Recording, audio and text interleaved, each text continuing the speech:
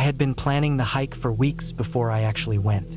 I looked at maps, checked the weather, and even packed and repacked my backpack twice to make sure I wasn't forgetting anything. It wasn't supposed to be anything extreme, just a long day hike into a canyon system I had never visited before.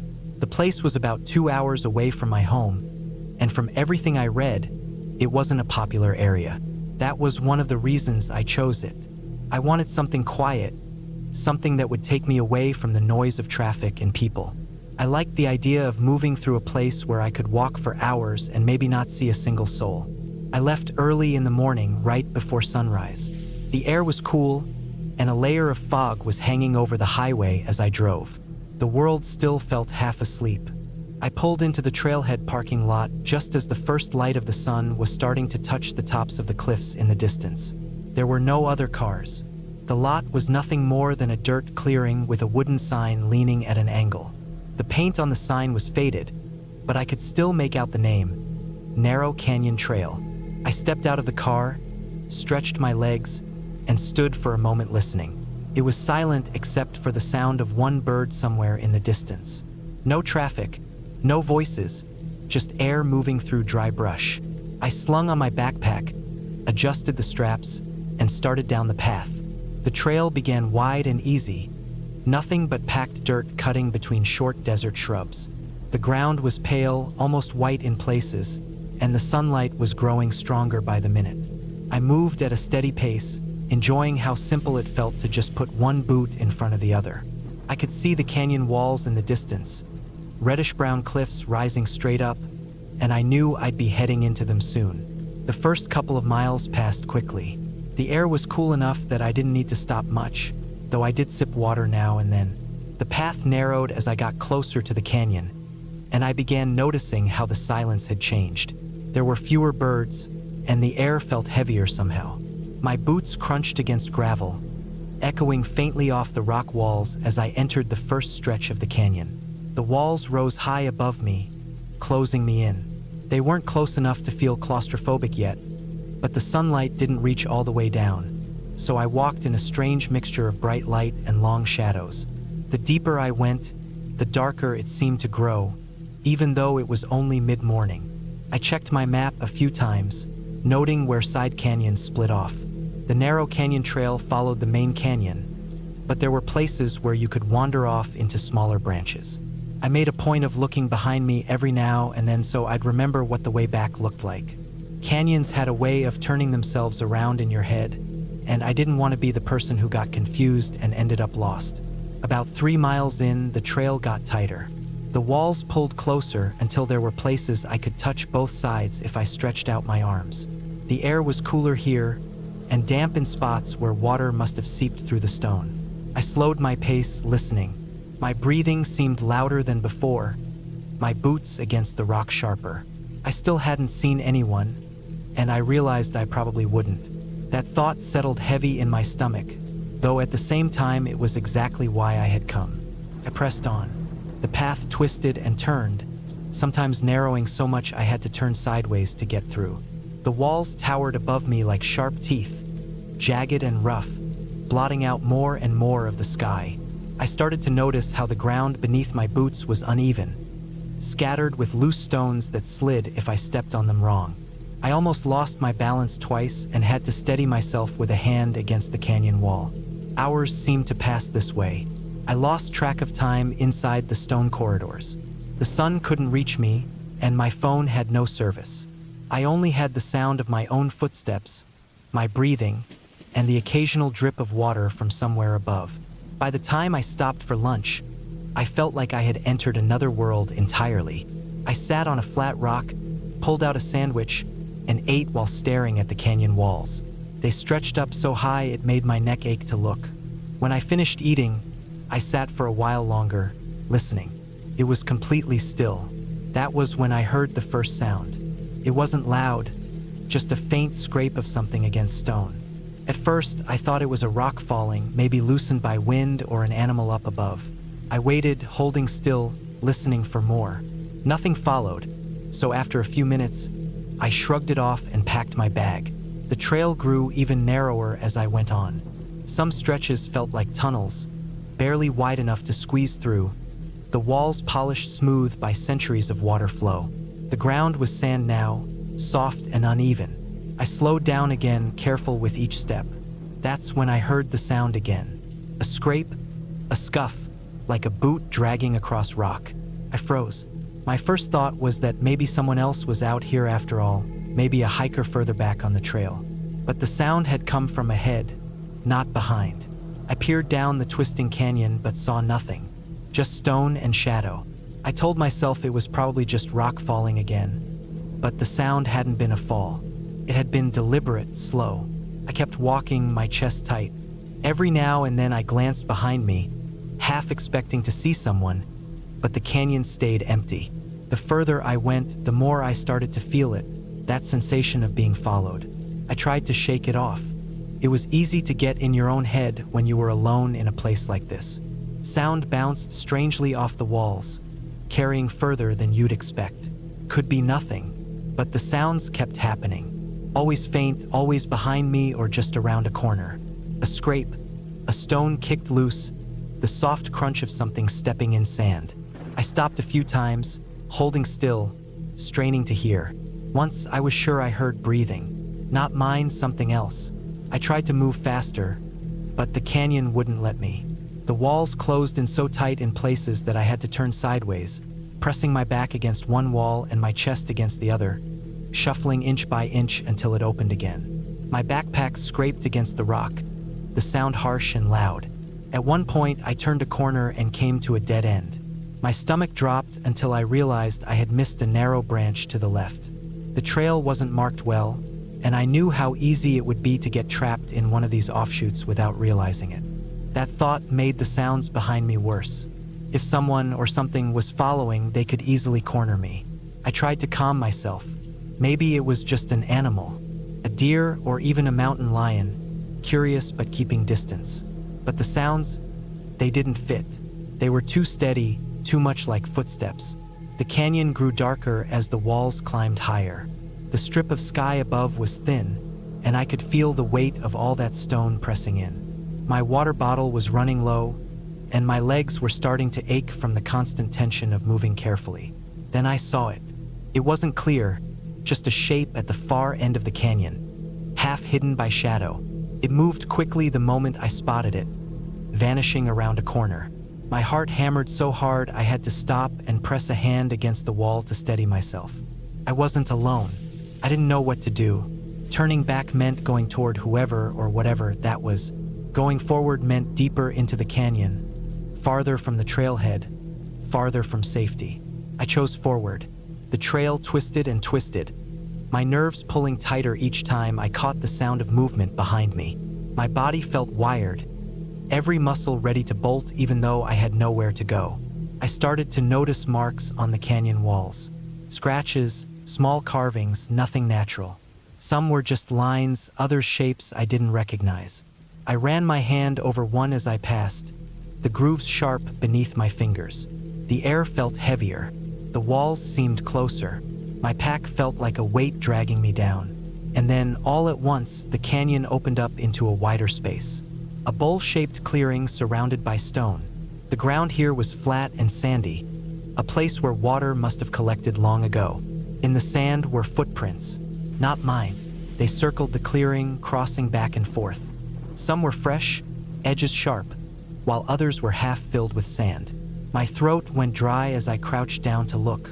They were boot prints, human. I straightened up fast, my pulse pounding in my ears. The canyon leading out of the clearing stretched ahead, darker than before. Behind me, silence. I stood there for a long moment trying to decide. Then I heard it again, footsteps.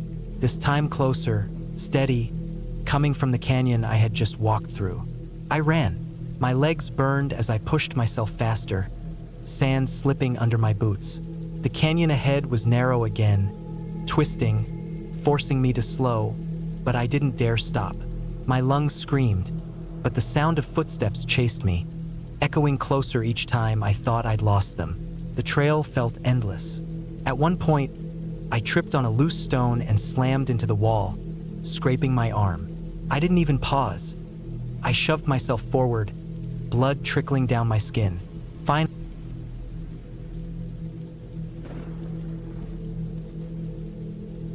I have always liked hiking alone. Most people I know prefer going in groups, but for me, hiking is about silence and paying attention to every little detail around me. It gives me a kind of peace I don't get anywhere else. The mountains, the forest, the endless trails, they strip away everything unnecessary. But the same thing that makes hiking alone peaceful can also make it terrifying when something goes wrong. I learned that the hard way on a trip that I still replay in my head every time I lace up my boots. It happened 2 summers ago. I was 29 at the time, and I had taken a week off work to explore a set of trails I had never been on before. The place was a mountain range about 5 hours from where I lived. It wasn't the kind of spot filled with tourists, but it wasn't completely unknown either. There were trail markers, campsites, and maps, so I felt safe enough to go by myself. My plan was simple: hike a ridge trail that looped around the mountains, camp out overnight at a designated backcountry site, and come back the following day. The entire loop was about 20 miles with sharp climbs and descents. Nothing too crazy, but enough to be challenging. The morning I set out, the sky was clear, and the air felt heavy with summer heat even before noon. I had a backpack loaded with water, a lightweight tent, food, a map, and basic gear. I checked the trail map at the parking lot one more time before heading up. The first few miles were just steady climbing through thick forest. The air smelled like pine and damp dirt. Insects buzzed in the heat, and every now and then a bird cut across the trees above me. The climb was tiring, but it was the kind of work that felt good. Sweat rolled down my back, and my legs burned, but I was in the rhythm of it. I stopped to take a drink at about mile 3, sitting on a rock near a bend. That was when I noticed how quiet it was. I don't mean the peaceful kind of quiet. This was different. Usually in a forest, there's always something. Birdsong, wind through leaves, distant noises of animals. Here it was still, like everything had gone silent at once. I brushed it off at the time. Maybe it was the heat, maybe it was just me noticing too much, but I kept walking. By early afternoon, I had reached the first major viewpoint on the ridge. The trail came out of the trees onto a rocky ledge, and I could see miles of rolling forest below me. The mountains looked endless, layer after layer fading into the horizon. The drop on the side of the trail was steep, and I stayed well back from the edge. I ate a granola bar and kept moving. The trail after that narrowed. It wasn't dangerous, but it was the kind of path where 2 people couldn't walk side by side. Rocks jutted up in uneven steps, and tree roots twisted across the dirt. I had to watch my footing. Every so often the trail dipped into shadow where the trees crowded back in. Then it would open again to the bright sun. It was beautiful but tiring. By late afternoon, I was worn out and ready to find my campsite. According to the map, the campsite was just past mile 10, tucked in a grove with a small creek nearby. When I reached it, I was relieved to see it was empty. There were 3 clearings for tents, a fire ring, and the creek trickling close by. I set up my small tent, collected water to filter, and ate a simple meal. By the time I finished, the sun was starting to slide down. The air cooled fast, and the forest filled with the normal evening noises of insects and rustling leaves. That calmed me. I crawled into my tent not long after dark. At first I slept fine. The sound of the creek was steady, and the air was cool enough to be comfortable. But at some point in the night, I woke up suddenly. My heart was pounding like I had heard something. I lay there completely still, listening. The forest outside was dark and quiet except for the occasional insect noise. I told myself it was nothing, maybe just my mind playing tricks after a long day of hiking. Still, I stayed awake longer than I wanted, staring at the nylon ceiling of the tent, waiting for morning. When dawn came, I packed up quickly. I wanted to get moving before the heat built again. My plan was to finish the loop and get back to my car by evening. The trail ahead climbed up steeper than before, cutting through rocky terrain that left less tree cover. I kept a steady pace, stopping for water often. The higher I went, the stronger the wind blew, and the more open the views became. It should have felt freeing, but something about it made me feel exposed. By mid-morning, I reached the narrowest section of the ridge. On one side, the mountain sloped down into forest. On the other, the drop was sharper, almost sheer. The trail was only a couple feet wide in places. I forced myself not to look down. One wrong step would mean a fall I wouldn't walk away from. I moved slow, testing each foothold before shifting my weight. My pack threw off my balance more than I liked. Halfway across that section, I stopped. I didn't know why at first, but then I realized I had hurt something. It wasn't the wind, and it wasn't an animal. It was a rock sliding against rock. It came from behind me, somewhere on the trail I had just crossed. I turned and looked. The trail curved out of sight a few yards back, but I swore I saw movement just before it disappeared. Not an animal darting into the brush. It was taller, steadier, like a person. I froze, staring, waiting for whoever it was to appear around the bend. But nothing came. The trail stayed empty. My stomach tightened. Could have been another hiker. Sure, but I hadn't seen a single person since I started this trip. I wasn't on one of the crowded trails. Out here, alone, seeing someone suddenly wasn't exactly comforting. I forced myself to keep walking. My boots scraped against the rock, and I gripped branches and roots where I could for balance. But I couldn't shake the feeling that someone was behind me now, following at a distance. Every sound of loose gravel or breaking twig made me stop and listen. Most times it was just the wind or my own steps, but once or twice I was certain it wasn't me. When the trail widened again, I sped up. My legs burned, but I didn't care. I just wanted to put space between myself and whatever or whoever I thought was behind me. I didn't stop for lunch. I didn't rest. I kept going, checking over my shoulder every few minutes. The forest felt different now, less like a place of peace and more like it was closing in on me. By late afternoon, I should have been nearing the last stretch back down toward the trailhead. But I misjudged the map. The trail wasn't as straightforward as I thought. It forked at one point, with one side marked faintly and the other looking more used. I took the wrong one. I didn't know it at the time. I only realized an hour later when I came to a dried-up stream that wasn't on my map. Panic set in fast. I backtracked, but the light was already fading, and the trail markers seemed harder to find.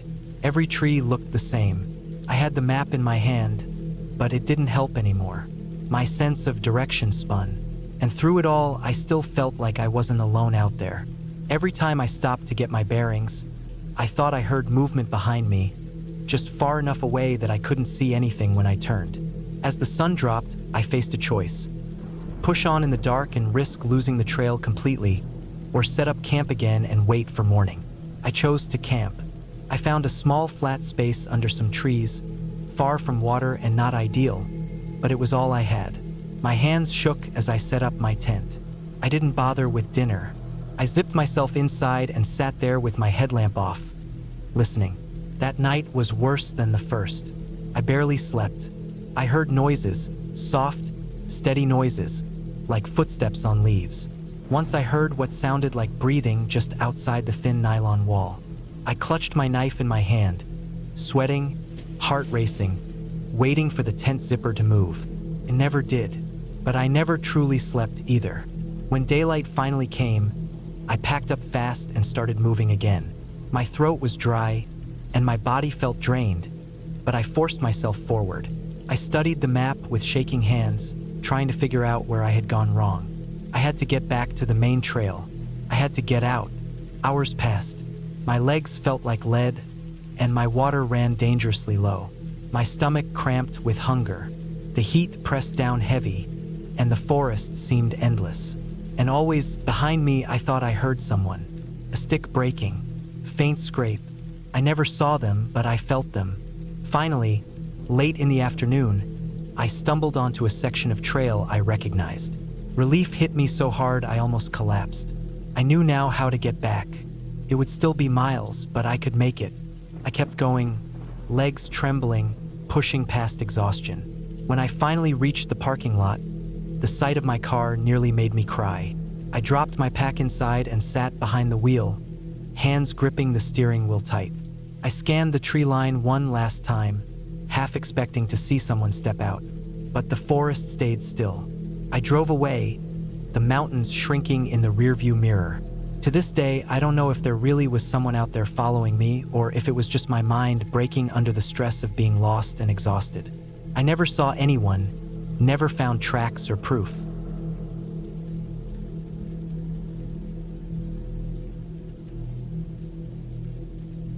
I had been planning the hike for weeks.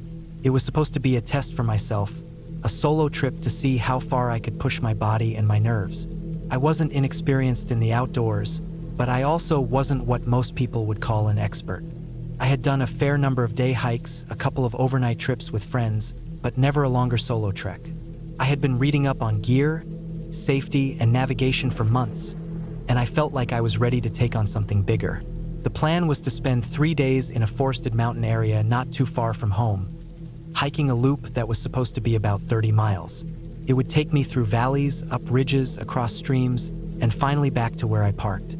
I packed what I thought I needed: a backpack with food, water bottles, a filter, extra clothes, a sleeping bag, a tent, and a map with a compass. I knew the loop trail was marked, but I didn't want to rely just on trail signs.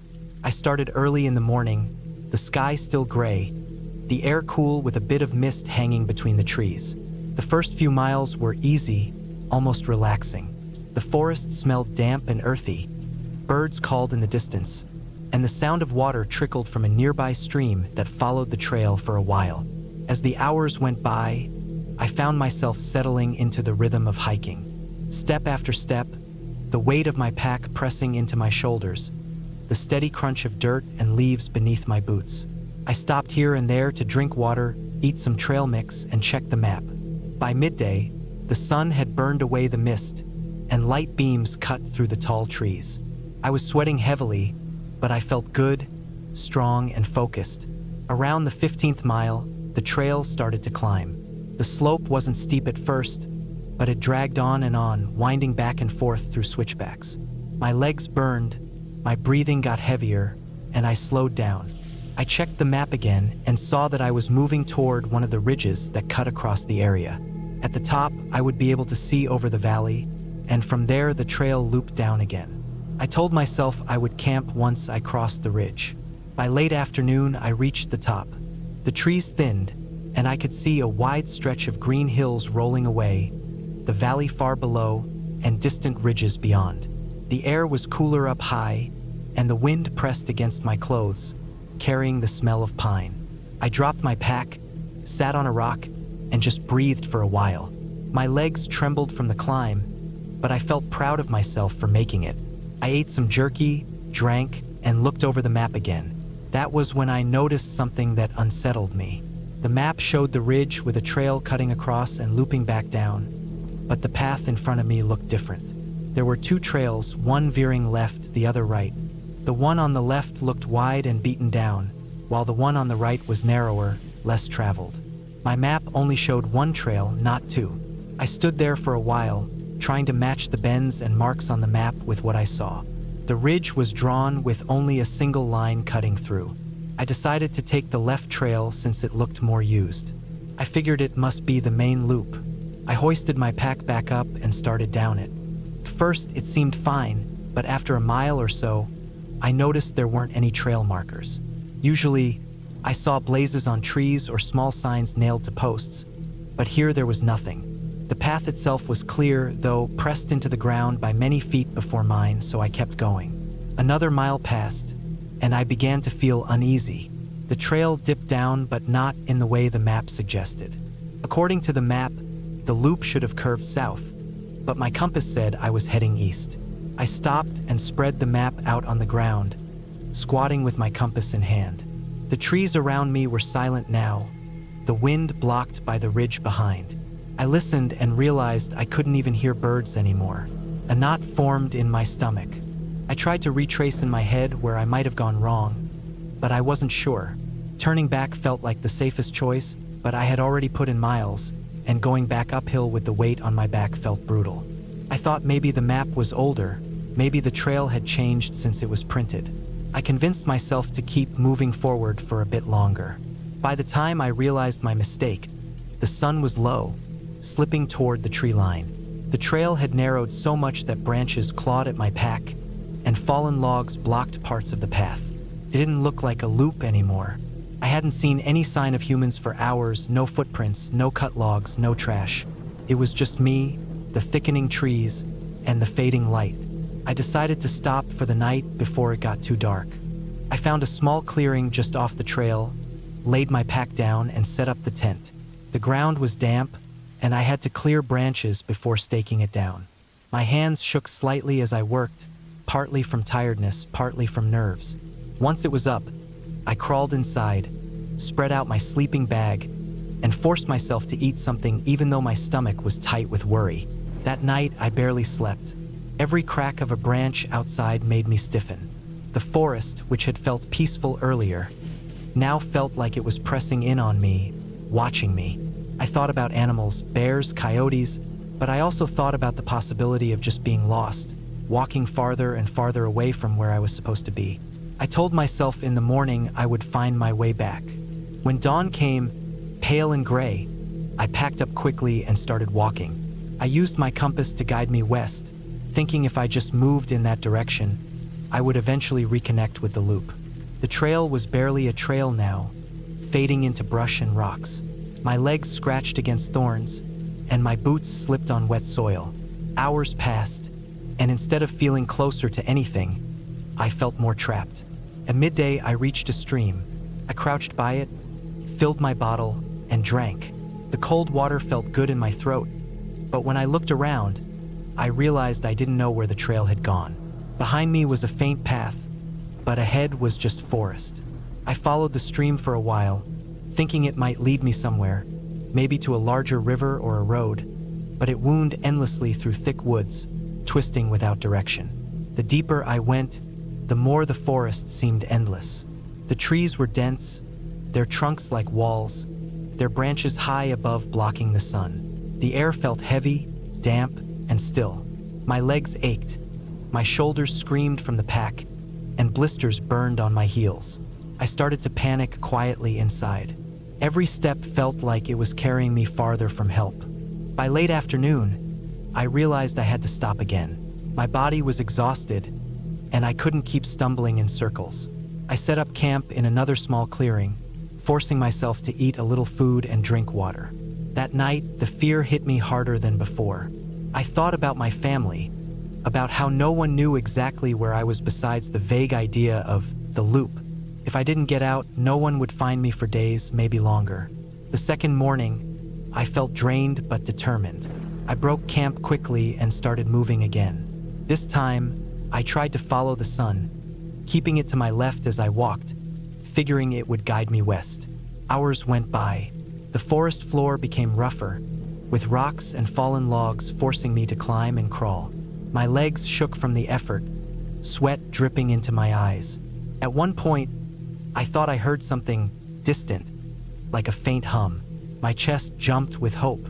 I pushed toward it, crashing through brush, tearing my arms on branches. But when I stopped to listen, it was gone. Just silence.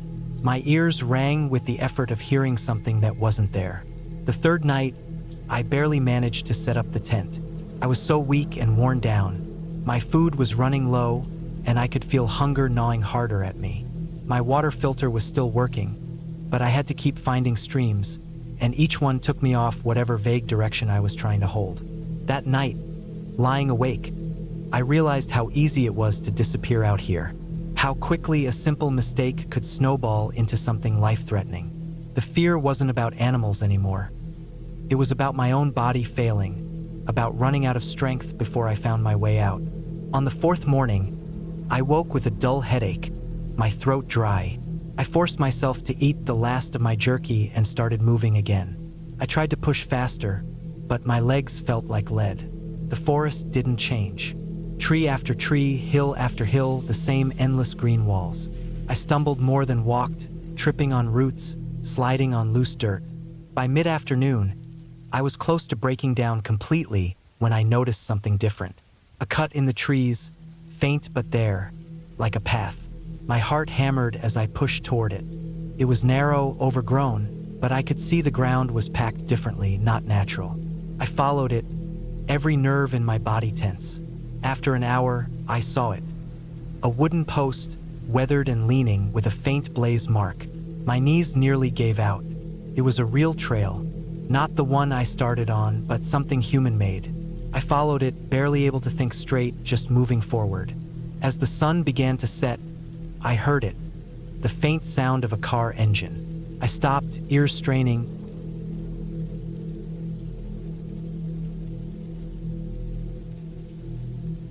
I had been hiking for a few years, but most of the trails I usually went on were the kind of popular ones where you saw plenty of people around, and the risk of getting into real trouble was pretty low.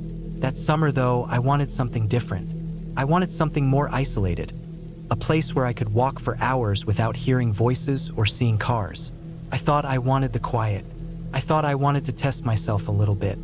Looking back now, I realized that I underestimated how quickly a normal hike could turn into something terrifying. Not because of any strange creatures or ghost stories, but simply because of the land itself and my own mistakes. I planned this trip for a few weeks. I looked at maps online and chose a trail that wasn't completely unknown but also wasn't a tourist spot. It was described as lightly trafficked on some forums, which made it sound perfect. It was a loop trail about 15 miles long, cutting through forested hills, valleys, and a section that went near some cliffs. There was also a creek running through the lower part of the trail, which I thought would be good in case I needed extra water. I packed a small backpack with the basics: water bottles, a filter straw, some snacks, a small first aid kit, a flashlight, a rain jacket, and my phone with a downloaded offline map. I didn't bring a tent because I planned it as a long-day hike, starting early in the morning and coming back before dark. I left my car at the small dirt parking area just after sunrise. The air was cool and damp, the kind of air that feels heavy in your lungs but wakes you up at the same time. The forest around me was quiet except for some distant birds. I adjusted my backpack, locked the car, and started walking down the trail. At first, it was exactly what I wanted. A dirt path winding through tall trees, patches of sunlight breaking through the canopy, the smell of wet soil, and the crunch of leaves under my boots. I didn't see anyone else. I didn't hear voices, cars, or any sound of people. It felt like the woods belonged only to me. The first few miles were easy, mostly flat terrain with slight inclines. I stopped a couple of times to drink water and check my map. The trail markers were painted on trees, simple colored rectangles, and at that point they were clear and easy to follow. After about 4 miles, I came to a fork where one side of the trail dipped down into a valley, and the other curved upward toward the hills. I knew the loop went upward first and then circled back through the valley, so I took the uphill path. The climb wasn't too bad, but it was steady. My legs burned, and sweat ran down my back even though the air was still cool. The higher I went, the more the forest opened up, and I could see patches of the land below through breaks in the trees. The sun climbed higher, the air warmed, and the insects came alive. Mosquitoes whined near my ears, and I swatted them away. After maybe 2 hours of walking, I reached a rocky overlook. I could see the rolling hills covered in green trees, stretching far in every direction. The sky was pale blue, cloudless. It was beautiful, and I stood there for a while, eating a snack and drinking more water. I didn't realize at the time that I had already made my first mistake. I had been drinking too much water too quickly and eating less food than I should have. I felt fine though, so I kept going.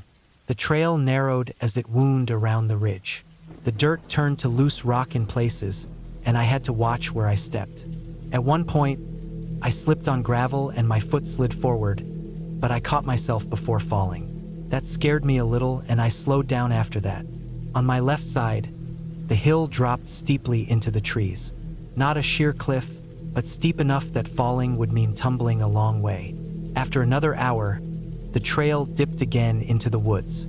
The shade felt good after walking in the open sun. It grew quieter too, except for the sound of my boots and the occasional crack of branches. I kept expecting to see someone else, maybe another hiker, but no one appeared. That feeling of being completely alone, which had been nice earlier, started to feel heavy now. I checked my map again and saw that I was about halfway around the loop. That was when I noticed something that made my stomach tighten. The trail I was on didn't seem to match the map perfectly. The downloaded map showed a clear line, but the path in front of me split in two with no signs.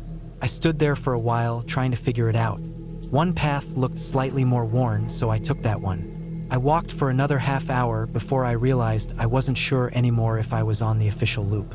The trail looked less maintained. Fallen branches lay across it, and the markers on the trees became harder to find.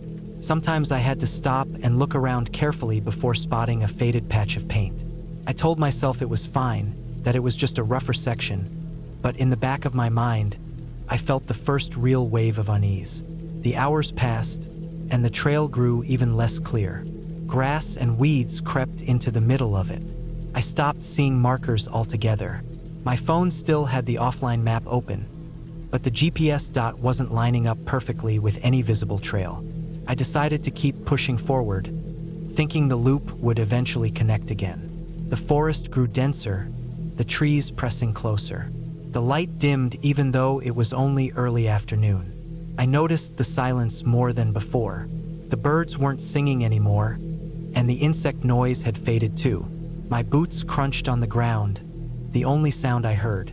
Every now and then, I turned around to look back, but the path behind me already looked unfamiliar.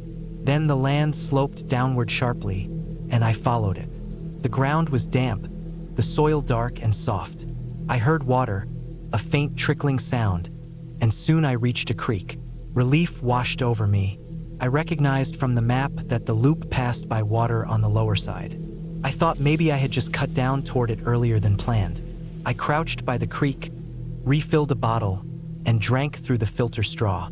The water was cold and refreshing. I decided to follow the creek, thinking it would eventually cross paths with the main loop. First, it was easy.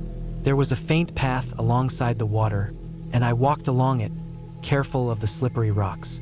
But after 20 minutes, the path vanished completely. The creek cut through thick undergrowth, fallen logs, and tangles of roots. I tried to push through, but the branches clawed at my clothes and scratched my arms. I stopped and checked my phone again. The battery was already at 60%, which made me uneasy. The map showed me near the creek, but not on any clear trail. I could see where the loop was supposed to be, but it wasn't close. I thought about turning back, but then I looked behind me and realized I wasn't sure I could retrace the way. Everything looked the same: trees, rocks, water. I kept moving forward, telling myself that the loop had to be close. The terrain got harder. Slopes of mud forced me to climb carefully, grabbing at roots. My boots sank into patches of soft ground, and once I almost lost my balance completely. I started feeling the strain in my legs and back. Sweat soaked my shirt. Time dragged. The sun shifted lower, and the light in the forest turned orange. That was when the real fear started to creep in. I wasn't sure where I was anymore. I wasn't sure how far I had strayed from the actual loop. My food was half gone, and my phone battery was nearly at 40%. The thought of being stuck in the woods overnight without a tent or sleeping bag made my chest tighten. I pushed on, trying to climb back uphill, thinking higher ground might help me find the trail again. The slope was steep and covered in loose soil. I scrambled upward, grabbing handfuls of dirt and roots, pulling myself higher. My arms shook, my legs trembled. At the top, all I saw were more trees, stretching endlessly in every direction. No trail, no signs of people, nothing. I decided to keep moving in the direction I thought the parking lot was, but it was guesswork. Every step felt heavier. My boots rubbed blisters on my heels. My throat felt dry even though I had water. The forest grew darker as the sun sank. Shadows stretched long between the trees, and soon the orange light was gone. I pulled out my flashlight.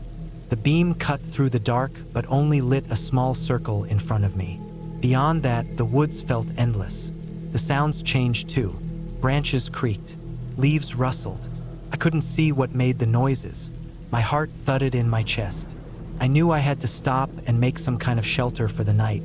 I found a cluster of trees with a hollow space at the base and sat down there, pulling my jacket around me. The forest was alive with small sounds. Something moving through leaves, distant cracking of wood. Every time I closed my eyes, I snapped them open again, afraid of what I might hear or feel. The night dragged endlessly, cold and restless. When the sky finally lightened, I felt weak, sore, and drained. My water was running low again, and I had only a little food left. I forced myself to stand and keep walking, this time toward the rising sun, thinking east would eventually lead me somewhere. My legs felt heavy, and my vision blurred sometimes, but I kept going. Hours passed. I stumbled more than once. My phone battery was almost gone, so I shut it off to save what little was left.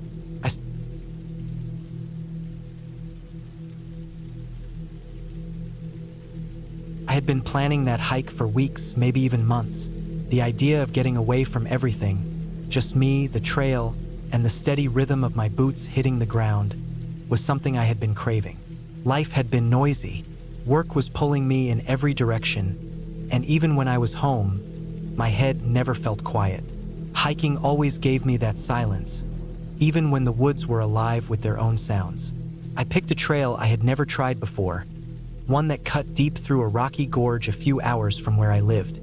I read that it wasn't too popular, that it twisted and turned through thick forest, narrow ledges, and steep drops. That was exactly what I wanted, something challenging, away from people. I left early in the morning, my backpack heavy but packed neat. I carried more than I needed, I always did. Extra food, extra water, a small first aid kit, a flashlight, and even an emergency blanket. I had my phone too, though I knew I wouldn't get much signal in there. The air was cool when I started, and the sky was a pale gray, thin clouds spread out like smoke. I told myself I would hike in for a few hours, stop for lunch by the river that cut through the gorge, and then turn back with enough time to make it out before dark. The first couple of hours were perfect. The trail was rough in places, with rocks jutting out like broken teeth, and roots snaking across the ground waiting to catch my boots. But it was what I liked. The forest was thick, the air damp, and I could smell pine and earth with every breath. Birds called from somewhere far above, and I saw the occasional squirrel dart across the trail. My body settled into the rhythm of moving, step after step, the straps of my pack tight against my shoulders. I stopped only once to drink some water and check the map I had printed. It was simple enough to follow, a single line cutting through the gorge with a few side trails branching off. I didn't plan to take those. Around noon I reached the river. It was wider than I expected, the water rushing fast between smooth gray rocks. I found a flat boulder near the bank and sat down, pulling off my pack. My legs were already sore, but in a good way. I ate slowly, chewing each bite of my sandwich while watching the water twist and foam around the rocks. I could have stayed there all day. The sound of the river filled my ears, steady and endless. When I stood up again, my legs felt stiff, but I told myself I needed to keep moving. The trail kept going, climbing up the side of the gorge. That's where things started to change. The path narrowed, hugging the rock wall on one side with a sharp drop on the other. At first it wasn't too bad, just enough to make me pay more attention to where I stepped. The ground was damp in spots, slick with mud. I slowed down, keeping my body close to the rock wall as I moved. After another half hour, I came to a fork. The main trail seemed to keep going straight, but there was another path, less clear, leading off to the right. It wasn't marked on my map. I stood there for a long moment, looking at both options. The main trail looked steep, disappearing around a sharp bend, while the side path sloped down toward the sound of the river again. Curiosity got the better of me. I thought maybe it would loop back or give me another view of the gorge. I should have stayed on the main trail. The side path grew rough quickly. It was narrow and uneven, with fallen branches and loose rocks underfoot. I kept telling myself I would turn around soon, but every time I thought about it, I told myself maybe just a little further. The sound of the river grew louder, and I imagined finding some hidden spot where the water pooled into a deep, quiet place. But the trail kept twisting, pulling me deeper. By the time I realized how far I had gone, it was too late. The path dropped sharply, almost like a chute, and when I tried to climb back up, the ground gave way under my boots. I slid down, grabbing at roots and rocks, dirt filling my hands, until I tumbled out onto a lower ledge. My chest was heaving, and my arms burned from the scrapes. I stood there, looking back at the slope I had just slid down. It was almost vertical, slick with loose dirt, Going back up wasn't an option. I told myself not to panic. I still had hours of daylight. I could find another way back up, or maybe the path would reconnect with the main trail further along. I started walking again, slower this time, each step careful. The ledge narrowed in places until I had to press myself against the rock wall, my boots inches from the drop. My hands were sweating, and I could feel my pack tugging at my back, pulling me off balance. The trail didn't get better. It twisted deeper into the gorge, the trees closing in above me, the light dimming. At one point, I slipped on a patch of wet moss and dropped hard onto my side, the impact knocking the breath from my lungs. I lay there for a moment, staring at the sky through the trees, before forcing myself up. My hip throbbed, and I knew it would bruise badly, but nothing felt broken. When I finally reached the bottom of the gorge, the trail simply ended. I stood there, staring at the thick wall of trees and rocks in front of me. There was no way forward. The river was close, I could hear it, but thick undergrowth blocked the way. I felt my stomach twist. I had no choice but to turn back. The climb back up was worse than I expected. The slope was steep, the dirt loose, and every time I tried to pull myself higher, my boots slid down. My arms shook from the effort, and sweat ran down my face, stinging the scrapes on my skin. I tried again and again, but I couldn't get more than a few feet before sliding back down. My breathing grew ragged, panic pressing against my chest. I forced myself to stop, to sit on a rock and think. I still had food and water. I still had daylight. Maybe there was another way up if I followed the gorge further along. I started walking again, moving slowly along the base of the gorge. The ground was uneven, littered with boulders and fallen logs. At one point, I had to wade through a shallow stretch of the river, the cold water soaking my boots. The hours slipped by faster than I wanted. The light dimmed, shadows stretching across the gorge. My legs ached, and my shoulders burned under the weight of my pack. I told myself I had to find a way up before dark, but the walls of the gorge only grew steeper. By the time I accepted I wouldn't make it out that day, it was almost night. I picked a spot beneath an overhanging rock to rest. The ground was damp, and the air grew colder as the sun set. I pulled out my emergency blanket and wrapped it around myself, listening to the river in the distance. My stomach growled, but I forced myself to eat slowly, rationing what I had. The forest was alive with sounds I didn't like. The snap of branches, the rustle of leaves. Every noise made me stiffen. That night felt endless. I barely slept, jerking awake at every sound, the cold biting into me. When morning finally came, my body was stiff, my mouth dry. I forced myself up, shouldering my pack again. My boots were still wet, my socks damp and rubbing at my skin. I started walking again, legs heavy, mind foggy from lack of sleep. The gorge twisted and turned, and more than once I thought I saw a way up, only to find the slope too steep or the rock too smooth to climb. My legs trembled with the effort, and once I slipped and slid a few feet before catching myself on a tree root, my heart hammering so hard I thought it might burst. By the third day, I was moving on autopilot. My food was running low, my water nearly gone. I refilled from the river when I could, but the thought of what might be in that water gnawed at me. My stomach cramped from hunger, and every step felt heavier than the last. My clothes were filthy, my body covered in cuts and bruises. When I finally saw the rope, I thought I was hallucinating. It dangled down the side of the gorge, tied to a tree far above. The fibers were frayed, but it was real. Someone must have used it before to climb down.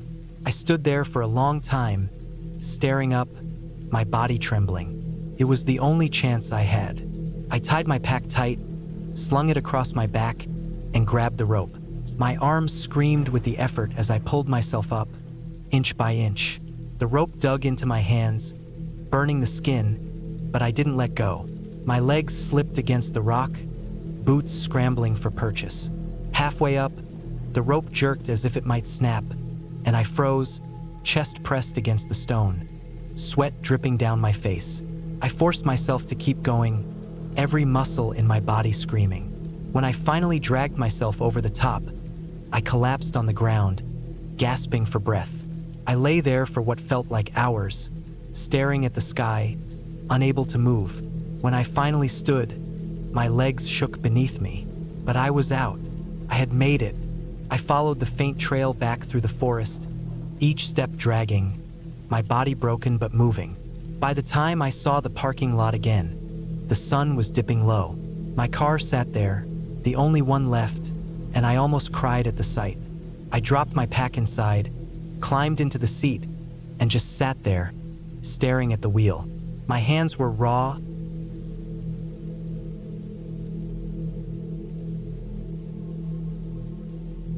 I had been planning a solo hike for months. My job had been draining me, and I needed a break from the constant routine of screens, deadlines, and noise. I wanted quiet. I wanted to hear nothing but the wind, the crunch of dirt under my boots, and the sound of my own breathing. I had hiked plenty before, but always on trails that were well marked and not too far from towns. This time, I wanted something different.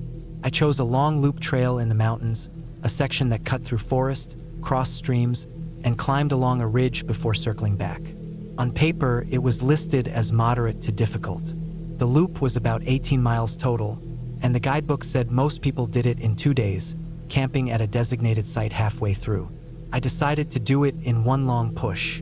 It was summer, so the days were long. If I left early, I could finish before dark. I liked the idea of testing myself. I packed carefully. Plenty of water, a filter for streams, food, a small first aid kit, a map and compass, a power bank for my phone, a lightweight jacket, and a headlamp. I carried my old but sturdy backpack, already broken in from past hikes. The forecast said clear skies with mild temperatures.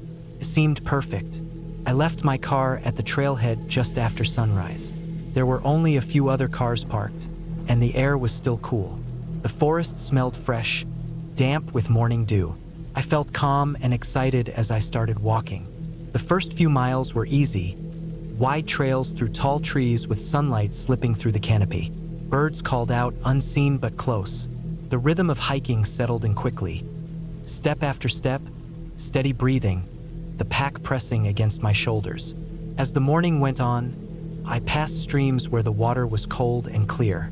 I refilled one of my bottles using my filter and ate a snack sitting on a rock, listening to the flow. Time passed easily. My legs felt strong. Every so often, I checked my map to make sure I was on track. The trail had markers nailed to trees, so it wasn't hard to follow. I saw signs of deer, tracks pressed into the mud, droppings here and there, but no people. It felt like the forest belonged only to me. By midday, the trail grew steeper. The climb toward the ridge was long, winding switchbacks that seemed endless. Sweat ran down my back and soaked into my shirt. I paused often, leaning on my trekking poles, drinking water, trying to keep a steady pace. The trees thinned as I got higher, and the views started opening up. When I finally reached the ridge, the world stretched wide. I could see rolling mountains in every direction, the green forest below broken by patches of rock. The sky was bright blue, a few wisps of cloud drifting. I ate lunch sitting on a flat boulder, boots off, toes cooling in the breeze. I thought about how far I had come and how far I had left. My map showed the ridge trail would curve along for several miles before dipping back down toward the forest. I figured I was about halfway through. Felt good. I was tired but strong, and I was sure I could make it back before nightfall. After lunch, I kept moving. The ridge trail was narrower, rockier, with steep drops on one side. I kept my eyes on my footing, careful not to trip. At times, the trail dipped into small pockets of trees, then rose back up into exposed rock. The wind was stronger here, carrying the smell of pine and dust. I felt small and exposed on the ridge, but also alive. Every step was a reminder of how far I was from everything else. It was sometime in the mid-afternoon when I realized something was off. I reached a fork in the trail where the markers were faded. The left path looked more used, the dirt more packed, while the right path was overgrown, grass pushing through the soil. I pulled out my map. It didn't show a fork here, just one solid line along the ridge. I stood for a while trying to decide. The left looked obvious, so I chose it. First, it seemed fine. It hugged the ridge, heading roughly in the same direction as before. But after half an hour, I noticed the markers were gone. No blazes on trees, no signs. The path grew rougher, stones scattered, thorny brush scratching at my legs. I pulled the map out again, trying to match the terrain. The ridgeline was tricky, full of small dips and curves. I thought maybe I had missed a side trail that rejoined later. I told myself it would be fine as long as I kept heading down eventually. But the trail didn't lead down. It wound further along the ridge, then dipped steeply into a rocky slope. I hesitated, then kept going. Turning back felt wrong, like it would waste too much time. The slope was loose, gravel sliding under my boots, but I managed carefully. When I reached the bottom, the trail simply ended in brush. I stood there, breathing hard, heart thumping. I was off trail.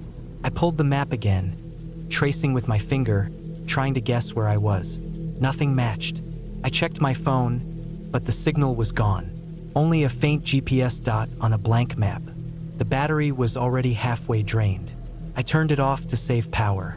I felt a small wave of panic rising, but I forced it down. I wasn't lost, not really. I just needed to backtrack to the ridge. Climbing back up was harder than coming down. The gravel slipped, and I slid more than once, scraping my palms.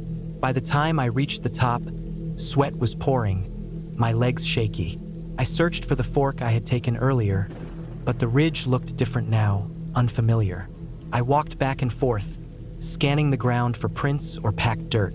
Everything blended together: rock, scrub, faint animal trails. The sun was dropping lower. The shadows stretched long, and the bright afternoon light softened to gold. I realized how much time I had wasted. I was supposed to be descending toward the forest by now, closer to the loop. Instead, I was wandering on a ridge with no clear trail. I tried to calm myself. I still had water, food, a headlamp. I could camp if needed, but I hadn't planned to, and the thought of spending a night up here made my stomach tighten. I picked a direction downhill, figuring it would eventually lead to a stream or valley where I could find the trail again. At first, it seemed okay, gentle slopes, open ground. But soon the terrain grew rough, full of thick brush and rocks. Branches clawed at my arms. I stumbled over hidden roots. Every step felt slower, heavier. The sun dipped behind the mountains, and shadows swallowed the forest. I stopped and dug out my headlamp, strapping it on. The beam cut a narrow tunnel of light through the trees. Night sounds began: crickets, rustles in the undergrowth, the distant hoot of an owl. Alone in the dark, the forest felt different, almost hostile. My mind kept turning over the same thought. No one knew exactly where I was. If something happened, if I twisted an ankle or worse, I would be on my own. I pressed on, though slower. I kept thinking I would see the glint of water, hear a stream, but nothing came. The ground dipped and rose, confusing me more. I tried using my compass, but in the dark, with the uneven terrain, I couldn't be sure I was heading in the right direction. Hours seemed to stretch. My legs ached, and the pack dug into my shoulders. Finally, exhausted, I stopped in a small clearing. I forced down some food, drank sparingly from my bottle, and pulled on my jacket. The air had cooled sharply, and a damp chill crept through the trees. I laid out on the ground, too tired to care about comfort. The forest noises felt louder now: snapping twigs, rustles close by that made my skin crawl. I kept my headlamp on low, clutching it in my hand, dozing lightly but waking at every sound. The night felt endless. My mind spun with worries. I thought about my car waiting at the trailhead, about the rising panic my family would feel if I didn't return. I thought about search and rescue teams, about how people disappeared in places like this. I kept telling myself to stay calm, to wait for morning light. When dawn finally came, gray and cold, I felt weak but grateful. I forced myself up, stretched my stiff legs, and started moving again. The forest looked different in daylight, less threatening but still confusing. I searched for any sign of a trail: worn dirt, cut branches, footprints. Nothing. I kept heading downhill, reasoning that valleys often held rivers or roads. Hours passed. My water ran low. My food was almost gone. My lips cracked, throat dry. When I finally heard the faint trickle of water, relief surged through me. I stumbled toward it, dropping to my knees at a narrow stream. I drank greedily, refilled my bottles, splashed my face. For the first time since yesterday, I felt hope. I decided to follow the stream downstream. Streams usually led to larger rivers, and rivers often led to roads or camps. I walked along the bank, pushing through brush, stepping over rocks. The sun rose higher, hot now, beating on my back. Pushed on. But the stream twisted endlessly with no sign of people. At times,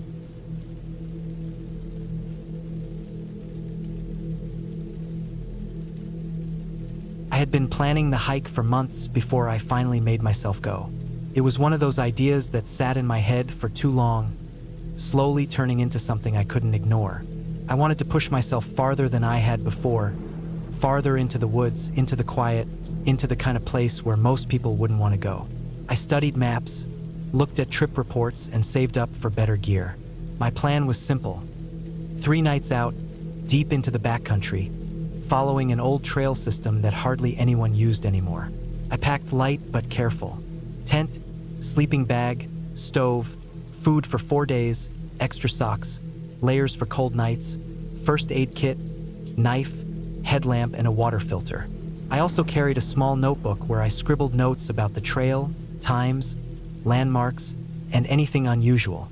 The route started with a regular trail that was easy to follow, but after about 10 miles it became smaller, less marked, and eventually blended into faint tracks that cut through dense forest. From there, I would keep heading north until I reached a ridgeline where I'd camp the last night before turning back. The morning I started, the air was cold enough that I could see my breath. The sky was gray but calm, no sign of storms. My boots crunched on frosted dirt as I walked past the trailhead sign. The forest closed in quickly, swallowing the parking lot behind me. The trail was narrow but obvious, lined with tall pines, their needles dripping with last night's dew. Birds flicked through branches above me. The first few miles passed easily, my body falling into rhythm, each step matching my breath.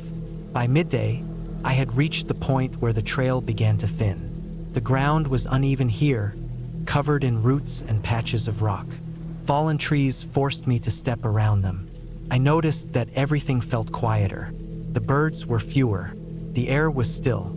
I stopped to eat lunch beside a stream, the water so clear that I could see smooth stones at the bottom. I filled my bottle and let myself relax for 20 minutes before moving on. The further I went, the more the trail disappeared. Sometimes it was only a faint line of packed earth. Other times I had to look ahead and guess where it might pick up again. I checked my map often, matching the curves of the land with the marks on the paper. It was slow progress, but I wasn't worried. I had time. That first night, I set up my tent on a small flat clearing between 2 ridges. The ground was soft with pine needles, and I made myself a quick meal of rice and dried vegetables. As darkness came down, I felt how far away I was from anyone. No lights, no sound of cars, not even a distant plane. Just trees pressing in on all sides. I laid in my bag, listening to the soft whistle of wind through branches until I fell asleep. The second day began early. I wanted to cover as much ground as possible. The trail was faint, then gone altogether, but I followed the compass north. My legs burned on steep climbs. The forest grew thicker, with underbrush snagging at my clothes. I had to push through branches that slapped against my arms. The silence grew heavier. Hours passed without me hearing a single bird. My own footsteps and breathing were the only sounds. By mid-afternoon, I noticed something strange. The ground began to change. Instead of solid dirt, it became soft, like it had been churned up. Patches of mud appeared, though there hadn't been rain. My boots sank slightly, leaving dark prints. I saw animal tracks too, deep and pressed into the muck. They looked fresh. Deer, I thought at first, but some were bigger, wider, harder to place. I crouched and touched one. The edges crumbled under my fingers. I hadn't been there long. I moved on a little faster now.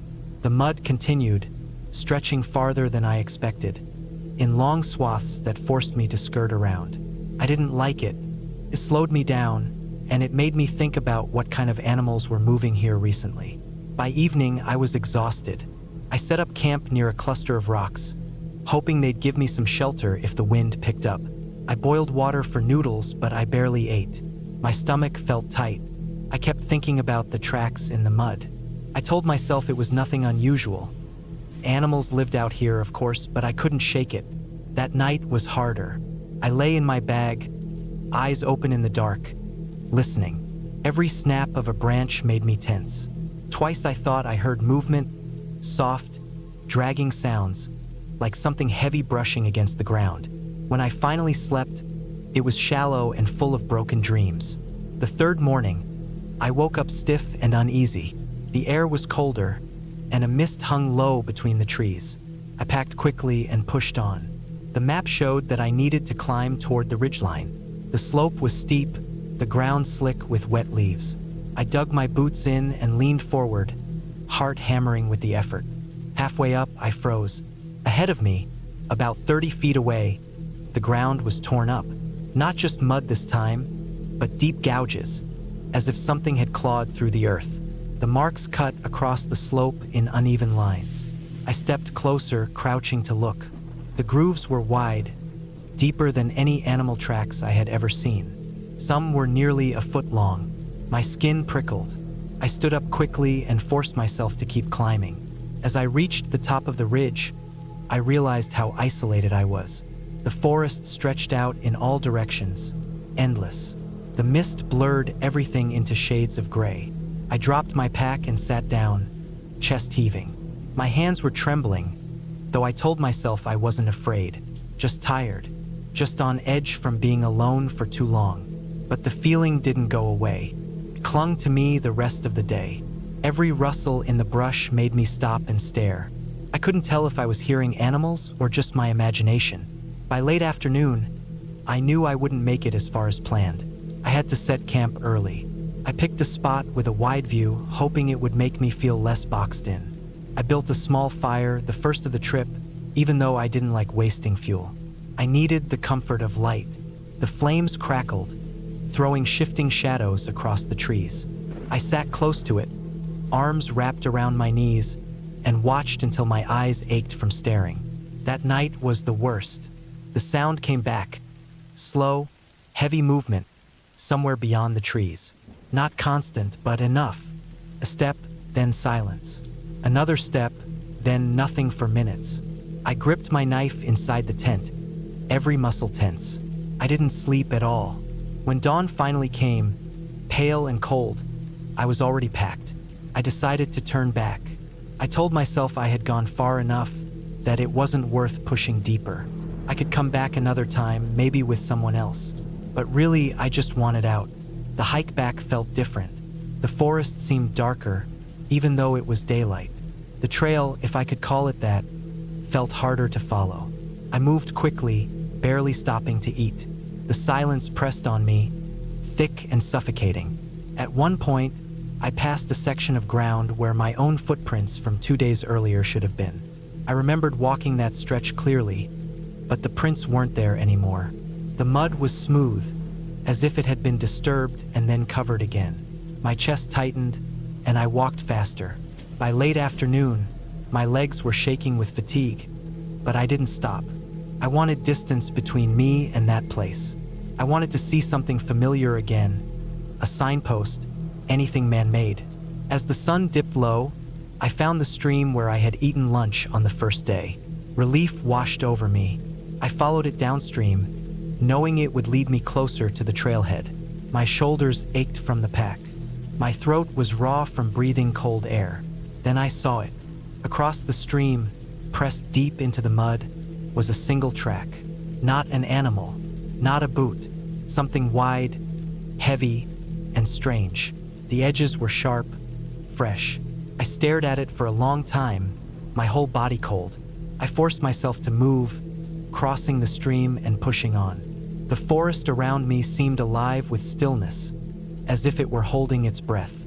I didn't stop until the last of the light was gone and I had no choice but to set up camp. That night, I didn't use the tent.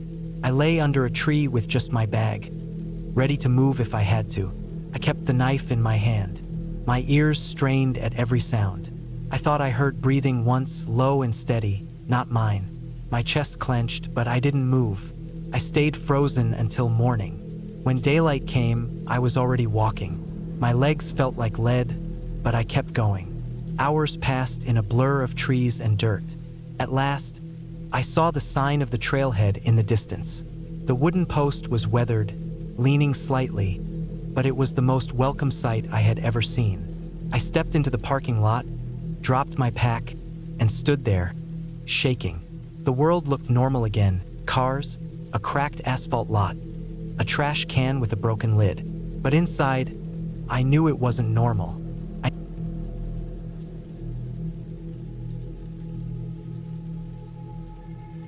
I had been planning the hike for weeks. It was supposed to be simple, just 2 days out and back. No fancy routes, no extreme climbing, just a steady walk along a marked trail that looped around a valley and cut across a ridge before coming back down near the trailhead. I thought it would be easy. I had gone on hikes before, not too many, but enough that I felt comfortable carrying a pack and walking for hours. I packed food, water, a first aid kit, a flashlight, a map, a compass, and a small sleeping bag. I figured I would be fine, maybe even enjoy the peace of being alone in the woods. The trail started early in the morning. The parking lot was half empty, the kind of place where you expect to see maybe 1 or 2 other cars, not a crowd. I liked that. The air was cool. The sky was gray with thin clouds but not threatening rain, and the dirt on the ground was dry and firm. My pack was heavy but manageable. I set off thinking the next 2 days would be calm. I wanted to clear my head and just walk without worrying about anything. First, everything felt normal. The forest was alive with the sound of birds and the occasional rustle of small animals in the undergrowth. The trail was wide, with clear markings painted on trees every 100 feet or so. I kept a steady pace, not too fast, not too slow, trying to enjoy the rhythm of my boots hitting the dirt. The slope went up and down in small waves, nothing too steep. My legs felt strong, and my lungs filled with the cold air. Hours passed. I ate some trail mix while sitting on a fallen log. The silence around me was heavy but not uncomfortable. When I stood again, I noticed the trail began to narrow, curving through denser trees. The air grew stiller, less sound of birds, less wind. I walked on, telling myself it was just the way forests are, but I began to notice how alone I really was. I hadn't seen another hiker since I left the parking lot. By late afternoon, I reached a ridge where the trees opened up. From the top, I could see the valley below, long and deep, stretching with a river cutting through the bottom. The view was wide but lonely. I pulled out my map and traced my finger along the line of the trail, making sure I was where I thought I was. The ridge was marked. I was still on track. The plan was to descend into the valley, camp near the river, and come back up another path the next morning. The descent was trickier. The trail grew rocky and uneven, with loose gravel that slid under my boots. My legs began to ache, and the pack dug into my shoulders. I kept adjusting the straps, but it never felt comfortable. By the time I reached the bottom, the light was fading fast. I searched for a flat spot near the river where I could unroll my sleeping bag. The ground was damp, the air colder now that the sun had gone down. I set up under a cluster of trees, close enough to hear the water moving but far enough that I wouldn't get soaked if the river rose in the night. I ate a sandwich and drank from my bottle. The sound of the river was steady, like a whisper that never stopped. The forest was darker than I expected, the kind of darkness where shapes blur into one another and every shadow looks like it's moving. I lay in my bag and tried to sleep, but I kept waking, looking around, listening. The night stretched long. Every time I closed my eyes, I thought I heard twigs snapping or leaves crunching. My mind played tricks, making me imagine footsteps that were not there. When morning came, I felt tired but relieved. The sky was pale, the air damp with mist. I packed quickly, eager to keep moving. I followed the trail along the river for a while, then began the climb that would lead me back toward the ridge on the other side. The slope was steeper here, the dirt softer. My boots sank, and I had to grab branches to pull myself up. I stopped often to breathe. It was somewhere halfway up when I realized the trail markings had disappeared. I looked back and saw nothing but trees and the faint line of dirt I had come from. I looked forward and saw a split in the ground where it seemed two faint paths went in different directions. I checked my map, but the paper showed only one clear line. I turned in circles, trying to see a blaze of paint on a tree or a sign nailed to a post, but there was nothing. I chose the path that looked more worn, thinking it had to be right.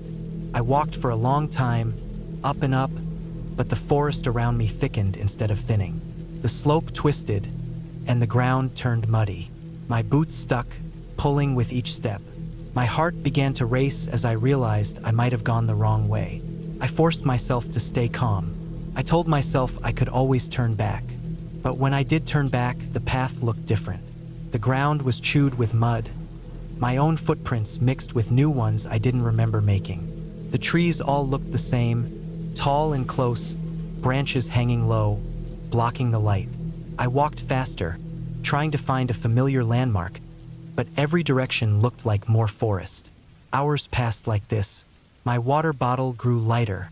My legs ached more with every step. I finally admitted I was lost. I sat on a rock and spread the map out, but the paper felt useless.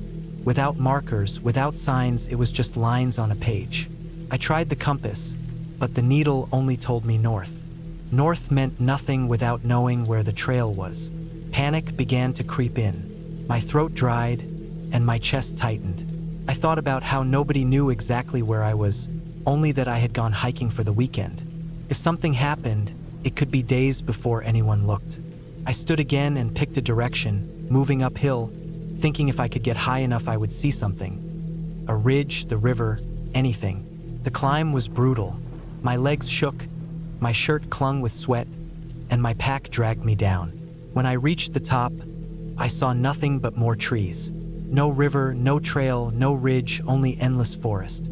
The silence pressed in harder now. Even the birds were gone. That night I had no choice but to camp in the middle of the woods. The ground was uneven, the air colder. I ate the last of my sandwich and drank carefully from my bottle, trying to save what I had. Sleep barely came. I lay awake most of the night, listening again to imagined footsteps, snapping twigs, and the sound of something moving just out of sight. My heart pounded so hard I thought it would burst. The next morning I was weaker. My stomach was hollow, my lips cracked. I forced myself to walk. I followed the sun as best as I could, trying to keep moving east, hoping it would lead me toward the trailhead. The ground tore at my boots. My ankles twisted on rocks. My shoulders ached from the straps cutting into them. By midday, I stumbled across an old fire ring, stones blackened with ash. My chest filled with hope. Someone had camped here once. Maybe the trail was close. I searched in circles around the site but found nothing. The forest swallowed it all. The hope drained, leaving me heavier than before. Days blurred. I rationed water, drank from streams when I could, even though I knew it might make me sick. My body weakened. My legs dragget, my arm swak, my head swam. I started hearing things not just at night but in the day. Branches snapping, rustles that stopped when I turned. I knew it could be animals, but fear made me imagine worse. Every shadow looked like someone watching me. On the fourth day, I found a ridge again. From the top, I finally saw the river. My chest surged with relief. I stumbled down toward it, crashing through brush, sliding on dirt, scraping my hands on rocks. When I reached the water, I fell to my knees and drank until my stomach hurt. I followed the river downstream, thinking it would lead to people, to roads, to safety. The banks were rough, forcing me to climb over fallen trees, wade through shallow pools, and push through thick branches. My legs were covered in scratches. My pack felt like a stone crushing me. I kept going anyway. By the fifth day, I could barely walk. My food was gone. My lips were split, my skin burned. I kept pushing, one foot after the other, until I saw something that made my knees buckle. Ahead, across the water, stood a wooden bridge, old, weathered, but solid. I staggered toward it. My boots slipped on rocks, but I didn't stop. When I reached the bridge, I saw the trail sign nailed to a post. The paint was faded but clear. It pointed back toward the trailhead. My vision blurred with tears. I followed the trail, barely able to lift my feet. My body screamed with every step, but I didn't stop.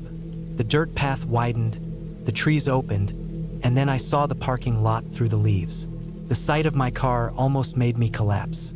When I reached it, I dropped my pack and leaned against the door, shaking all over. I had never felt so weak, so drained, but also so thankful. I slid into the seat, turned the key, and just sat there, staring at the wheel, realizing how close I had come to disappearing in those woods. I drove away slow, my hands trembling, my body aching. The forest in the rearview mirror looked calm and harmless, but I knew better now. It wasn't ghosts or monsters that made it terrifying. It was the silence,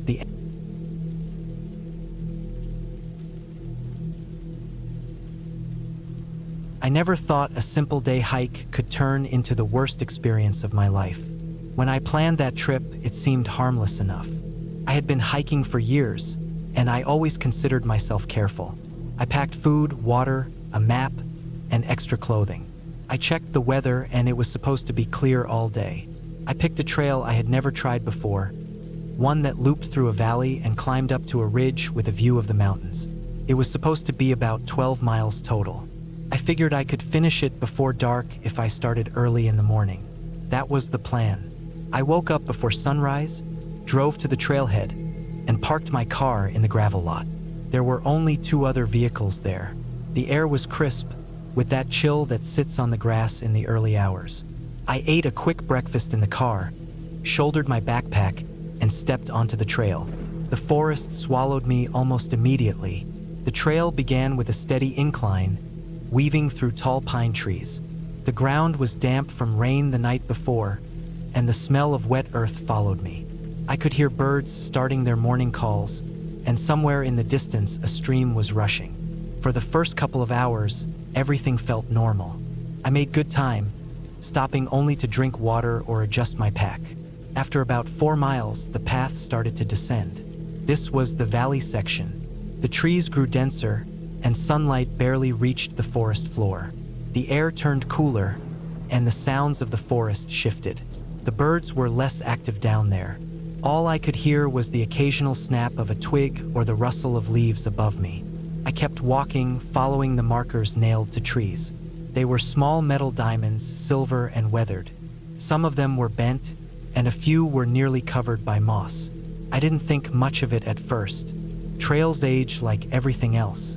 After about 2 more miles, the path widened briefly into a clearing. Grass had grown tall in the middle of the trail, which told me it wasn't used very often. I paused there to check my map.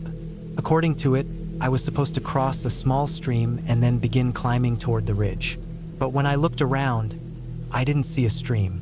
I saw only faint paths splitting off in different directions. I tried to match them to the map, but nothing lined up. The map showed only 1 trail, not 3. I walked a short distance down the first one, but it faded into thick brush. The second one curved downhill, and the third went uphill but was overgrown with ferns. I pulled out my compass to get my bearings, but I hesitated. The forest was dense, and the sky was almost invisible above the canopy. I wasn't worried yet, but something in the back of my mind told me this was how people got lost. I decided to try the uphill trail, thinking it might connect to the ridge path. It started out promising, climbing at a steady angle, but after half a mile, it narrowed until it was barely wider than my boots. Branches clawed at my arms, and spider webs stretched across the way. It didn't feel right. I turned back. When I returned to the clearing, I felt unsettled. The light had shifted, and the air felt heavier. I checked the time. It was already past noon. I hadn't expected to waste so much time figuring out which path was correct. I decided to try the downhill trail. That one descended sharply, winding between rocks and thick undergrowth. After about 20 minutes, I heard water. Relief washed over me when I saw a stream glinting through the trees. I hurried toward it, thinking I had finally found my way. But when I reached the bank, I froze. The stream was wide, faster than I expected and filled with fallen branches. On the other side, the ground rose steeply. There was no sign of a bridge, no sign of a path continuing.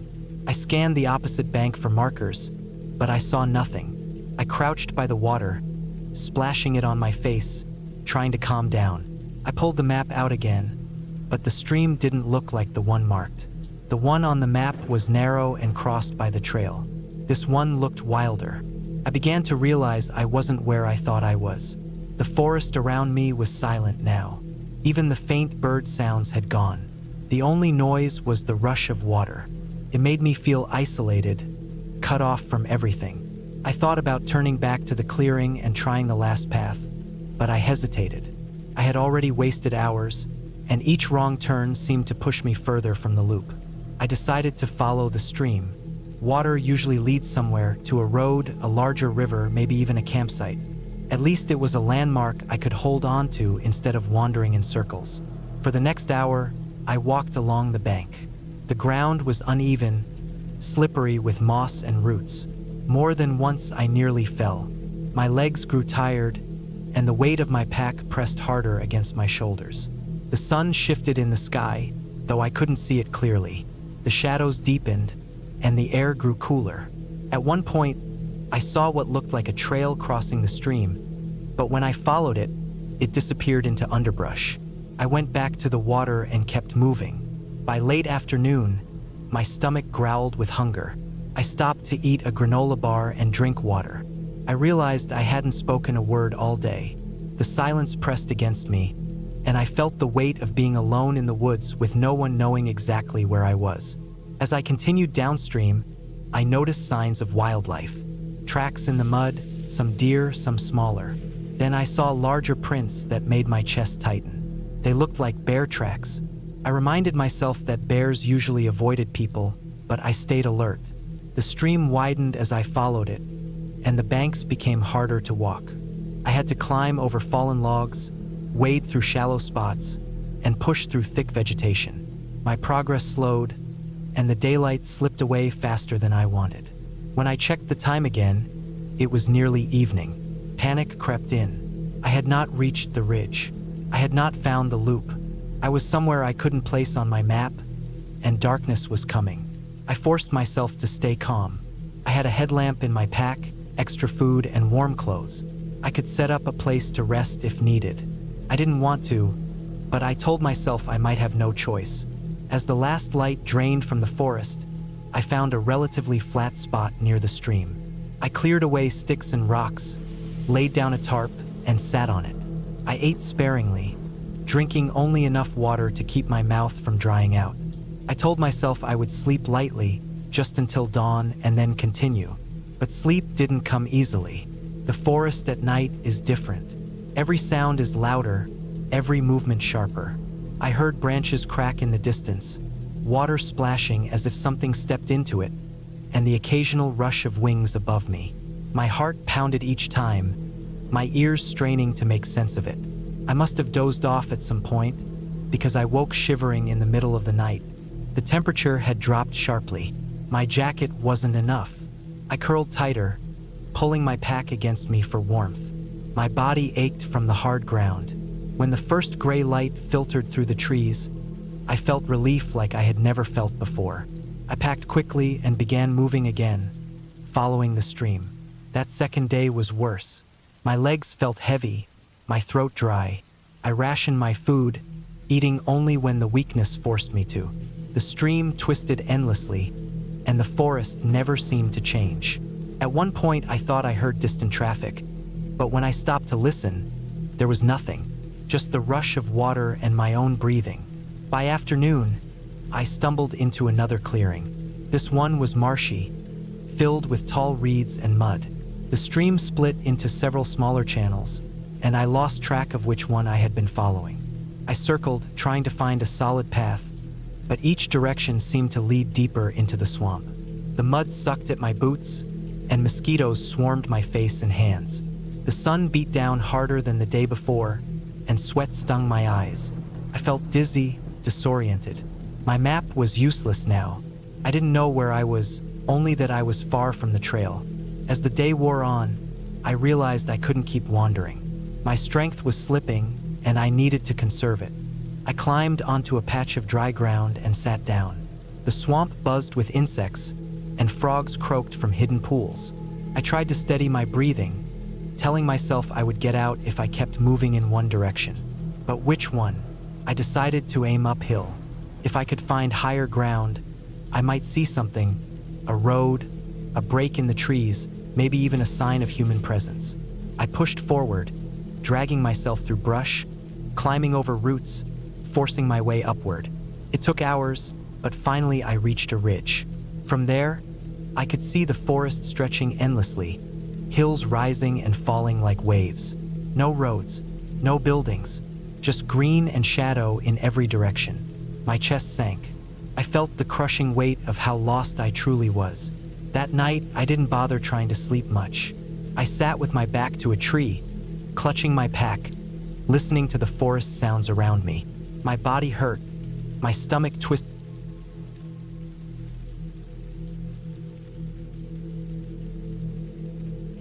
I started the hike early in the morning. The air was still damp from the night, and the forest smelled of wet soil and pine needles. I had planned this trip for weeks. I wanted to go alone, to clear my head and push myself. The trail was in a national forest I had never been to before, but I had a detailed map, a compass, my phone with offline maps downloaded, a backpack with enough food for 2 days, and a tent in case I decided to camp. I had promised myself I would stick to the trail, but the more I walked, the more curious I became about the valleys and ridges beyond the marked path. The first few hours went smoothly. The trail was wide, the sun rose over the trees, and birds darted across the canopy. I felt at ease. I stopped often to drink water and adjust the straps of my pack. Around noon, I reached a viewpoint where I could see the valley stretching below me, the mountains layered one after another, fading into the haze of distance. It was beautiful, but I noticed how endless the terrain looked. It struck me how small I was out there. I ate lunch on a rock ledge, then kept moving. The marked trail curved downhill, but I noticed a narrow side path, less maintained, heading toward a slope that looked interesting. My plan had been to stick to the main route, but I told myself I'd just check it out for a little while.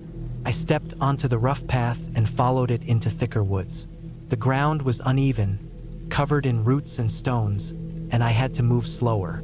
After a while, the trail seemed to vanish. I thought it might reconnect farther ahead, so I pressed on. My phone still showed my location on the downloaded map, so I wasn't worried. But the further I went, the more the forest closed around me. I kept glancing back, trying to remember the way, but the undergrowth and trees looked the same in every direction. I pushed through brush and stepped over fallen logs. I saw no sign of a real path anymore. I pulled out my phone to check the map again, but the GPS dot kept jumping around. It showed me on the trail, then off, then in the wrong place. I assumed the thick forest was messing with the signal. My stomach tightened, but I told myself I could still just turn back and retrace my steps. I tried that. I turned around and walked back the way I thought I had come. First, it seemed right. The light through the trees looked familiar. But after 20 minutes, I reached a stream I didn't remember crossing. I stopped, staring at it, listening to the water rush over the rocks. My chest felt heavy. I turned around again, thinking I must have made a mistake, and tried another direction. The ground sloped downward, and soon I was in thicker brush than before. The sun was high, but under the trees the light was dim. I kept thinking the trail had to be close, but each step took me deeper into confusion. By late afternoon, I knew I was lost. I had wandered too far off course. The map and compass were no help, because I couldn't match the terrain around me to the lines on the paper. Everything looked like ridges, valleys, and endless trees.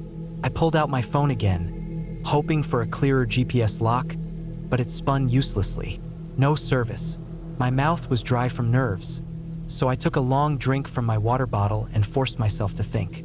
I told myself I would set up camp before dark and regroup in the morning. That felt like the safest choice. I found a small clearing and pitched my tent. The act of setting it up calmed me. I ate a protein bar and some jerky, then sat on a log, trying to remember exactly how far I had come from the main trail. I thought maybe 2 miles, maybe 3. It was hard to tell. The forest was quiet except for insects buzzing and the occasional snap of a branch far off. As the light faded, the shadows grew long and the air cooled. I crawled into the tent, zipped it shut, and lay listening. The forest at night is not silent.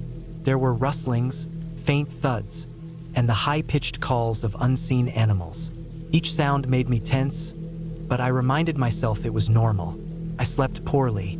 I woke many times, thinking I heard footsteps outside, but it was only leaves falling or animals moving. At one point, I thought I saw a shape pass by the tent wall, but I told myself it had to be a deer. My throat was dry from anxiety, so I drank again.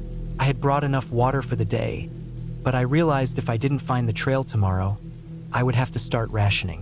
When dawn came, I packed up quickly and tried again. I picked what I thought was east and started walking. I told myself if I kept moving one direction long enough, I would hit a road or trail. At first the ground was manageable, but soon it steepened, forcing me to climb down a rocky slope. I scraped my palms on sharp stone. At the bottom was another stream wider than the one before. I followed it for a while, thinking water might lead to a larger river or even people. The sound of rushing water grew louder, and I reached a narrow gorge where the stream cut between high walls. I had to scramble along slippery rocks, holding onto roots for balance. Several times I nearly slipped into the water. After hours of following the stream, my legs shook with fatigue. I hadn't seen any sign of human presence. No footprints, no cut logs, nothing. My stomach growled, so I sat on a rock and ate a granola bar. I kept glancing around, feeling uneasy. The forest seemed endless, pressing in tighter. I felt smaller and smaller in it. By midday, the sun was directly overhead, but I could barely see it through the canopy. I tried to use my compass, but the dense terrain made direction meaningless. I felt like I was circling even when I tried to walk straight. I grew more desperate and picked up my pace, crashing through brush, breathing hard. Sweat soaked my shirt, and my pack felt like it weighed 100 pounds. I thought I heard voices at one point, faint and far away, but when I stopped and listened, there was only silence. By late afternoon, panic was setting in. My water was almost gone. I filled my bottle from the stream using the filter I carried, but I knew I couldn't last forever like this. I imagined myself wandering for days, weaker and weaker, until I collapsed. I forced myself to keep moving, but every tree and ridge looked the same. The forest was like a maze with no end. As evening came, I realized I couldn't keep searching blindly. I needed to stay put somewhere safe. I found a flat spot under a large tree and sat down. My legs ached so badly I didn't want to stand again. I ate sparingly, only a few bites of food. As darkness fell, I set up my tent again, though my hands shook. The forest noises seemed louder that night, more deliberate. I kept imagining something watching me from the dark. Sleep barely came. My mind ran in circles. What if I couldn't find my way out? What if no one knew where to look? What if I died out there? The third day began with fog. The air was heavy and wet. I packed up and pushed forward again, choosing another direction at random. My body felt slower, weaker, and I stumbled often. Around mid-morning, I found what looked like an old fire pit, just a ring of stones with charred wood inside. My heart jumped. Someone had camped here before. I searched the area, but there was no trail leading out, no footprints, no gear left behind.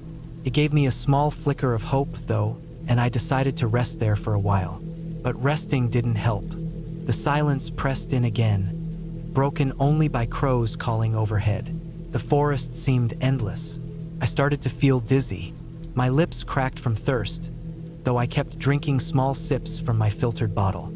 My food supply was dwindling. I forced myself onward. Hours passed.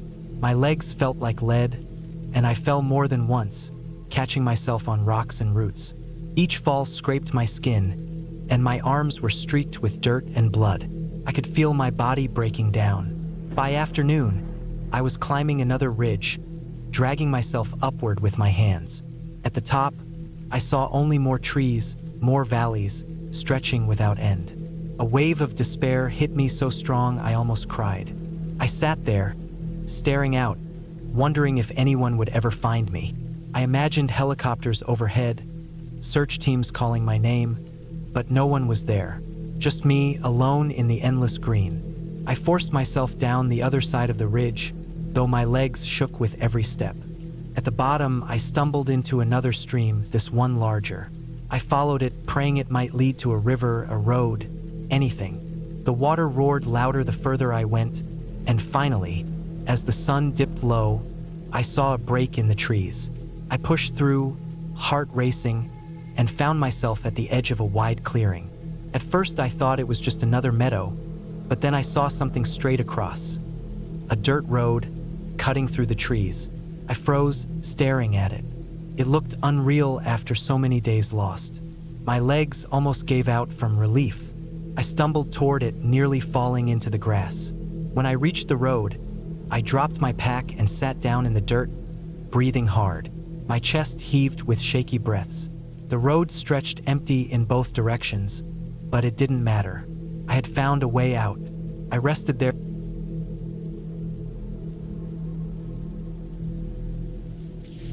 I have always liked hiking alone. I don't know if it is the silence, the rhythm of walking, or the way my thoughts move clearer when I'm far from the noise of roads and phones. But the trails have always felt like a place where I could breathe better.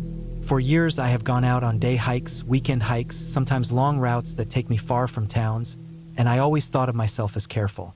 I packed food, water, extra clothing, and checked the maps again and again before I left. Nothing had ever gone wrong for me in the past, but one trip made me realize how quickly things can change, and how unprepared you can feel when the ground under your feet suddenly turns from safe to dangerous. That trip was supposed to be a simple hike along a mountain ridge. It was early autumn, cool air, leaves starting to change, the kind of season where the air feels sharper in the lungs but the sun still warms your shoulders.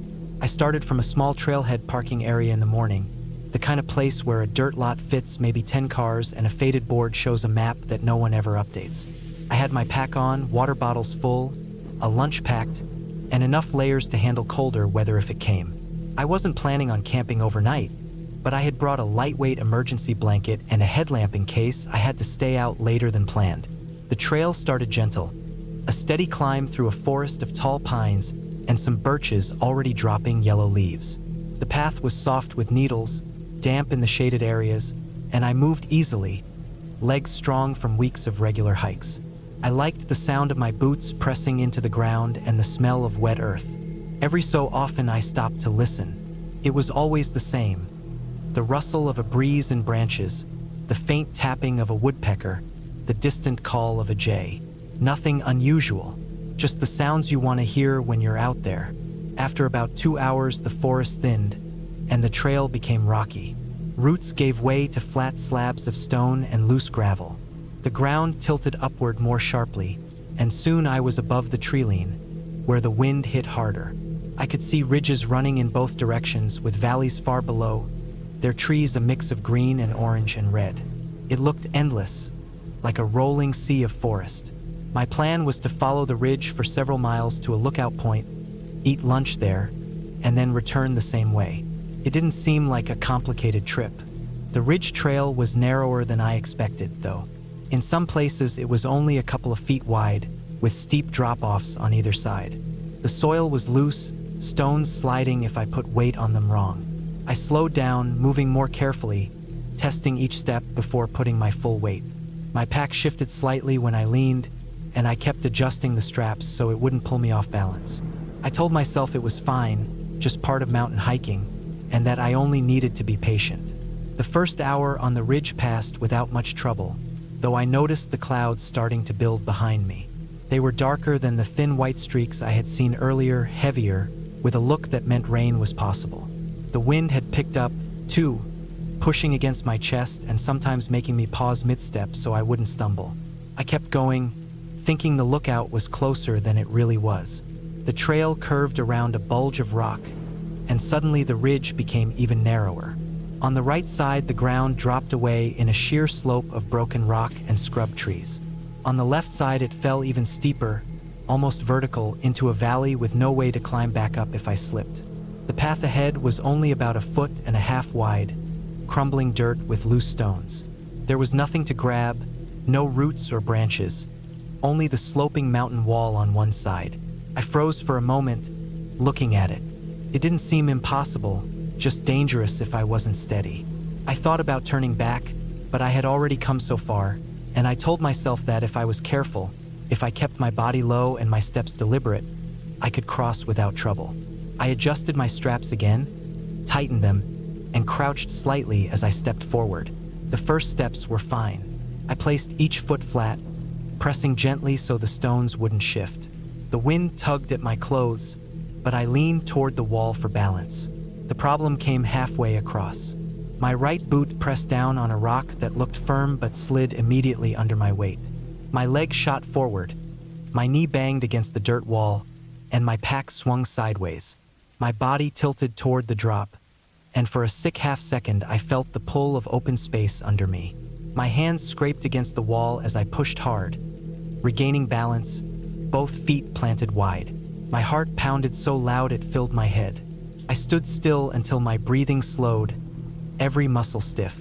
The ridge under me seemed to tremble, though I knew it was only my legs shaking. After a minute, I forced myself to keep moving, inch by inch, until finally the trail widened again, giving me room to breathe.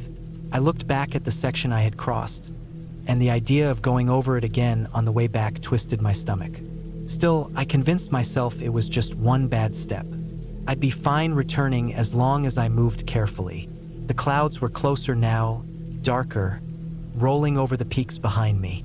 The wind was steady, cooler, carrying that damp smell that comes before rain. I realized I was farther along than I had planned.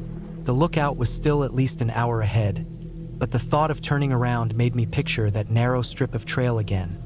The loose stones, the empty air waiting to take me if I slipped. I decided to keep going forward. There was another trail that dropped down into the valley near the lookout, a longer way back but safer. That seemed like the smarter option. The ridge became rougher, jagged rocks that forced me to climb over and around them. My boots scraped, my pack tugged at my shoulders, and my hands grew raw from grabbing stone edges. The air felt heavier, the clouds lowering. Then the first drops came, cold, sharp, speckling the dirt. Within minutes, it was steady rain, slicking the rocks, turning soil to mud. The trail that had been tricky was now dangerous, each step a test of balance. I slowed almost to a crawl. My gloves were damp, boots slipping on stone. Water ran down my jacket and dripped from my hood. The wind howled harder, throwing rain sideways into my face. The visibility dropped, fog curling around the ridge until I could only see a short stretch ahead. It felt like the mountain was closing around me. I moved carefully, but even careful wasn't enough. At one point, I placed my left foot and it slid on a patch of mud, my body slamming sideways against the rock wall. My hip ached, my elbow scraped raw, and I barely caught myself before I tipped off the edge. I stayed pressed against the wall for a long time, chest heaving, before forcing myself to keep moving. The rain had no pause in it. The ridge stretched on, endless, and I couldn't even tell how far I had left to go. By the time I reached a wider section, I was shaking with cold. My clothes were soaked through, every step heavier. My hands were so numb I could barely close them into fists. I tried to remember the map in my head, trying to picture how much farther the side trail was. But in the fog, everything looked different. There were no clear landmarks. Then the trail dropped sharply, a slick slope of wet rock. I tried to ease down it, planting one foot and then sliding the other slowly, but halfway down my boot slipped and I went hard onto my side. My pack slammed into the ground, the strap digging into my collarbone, and I slid several feet before I managed to jam my foot against a rock and stop. The skin on my leg burned, my shoulder throbbed, and I just lay there, rain hitting my face, listening to the wind roar in my ears. For the first time, it hit me that I might not get back easily. I had always thought of hiking as tiring, sometimes tough, but never as something that could actually trap me. Now the ridge felt like a cage. The way back was dangerous, the way forward hidden in fog, and the storm wasn't letting up. My body hurt, My clothes clung cold and wet, and I knew hypothermia could creep in if I didn't keep moving. So I forced myself up, every muscle stiff, and kept going. My steps were slower now, my eyes scanning every piece of ground before I trusted it. The rain blurred my vision, running into my eyes, but I blinked through it, refusing to stop. My boots squelched, my hands stung with every touch of rock. Finally, after what felt like hours, the ridge sloped downward more gradually. The fog thinned enough for me to see a faint path dropping into the trees. Relief surged through me, shaky and almost dizzy. This had to be the side trail, the way down into the valley. I turned onto it, and though it was steep and muddy, the trees gave some cover from the wind. My steps sank deep, mud sucking at my boots, but at least the ground wasn't dropping straight off into empty air anymore. The descent was brutal. My legs quivered from the strain of bracing each step. My knees jolted with every slip. Branches whipped against my arms and face. Mud coated my pants to the knees, my gloves to the wrists. More than once, I slid several feet on my backside, unable to stay upright. But I kept going because down meant shelter, down meant lower ground where the storm wouldn't tear at me as badly. After what felt endless, the trail leveled out in dense forest. The rain still fell.